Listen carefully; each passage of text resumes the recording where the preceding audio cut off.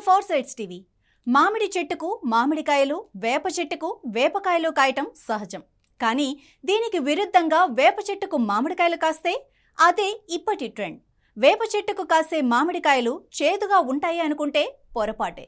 తీయగా ఉంటాయని తెలుస్తోంది. వేప చెట్టుకు మామిడికాయలు ఎలా కాస్తాయి?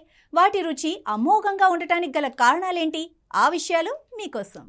బ్రహ్మంగారు చెప్పినట్టు వేప చెట్టుకు మామిడికాయలు కాశాయి. దీన్ని చూడటానికి జనం కూడా ఉత్సాహం చూపిస్తున్నారు. ఇదేమి వింత అని అబ్బురపోతున్నారు. కలికాలమంటూ దీర్ఘాలు తీస్తున్నారు. కానీ వృక్షశాస్త్రవేత్తలు ఇదేమీ వింత కాదని, ఏ రెండు విభిన్న జాతుల చెట్లనైనా అంటుకట్టి ఇలాంటి వృక్షాలను సృష్టించవచ్చని అంటున్నారు. ఇలా అంటుకట్టడం వల్ల వాటి రుచి ఇంకా మెరుగవుతుందని అంటున్నారు. అలా సృష్టించినవే బోన్సాయి వృక్షాలు.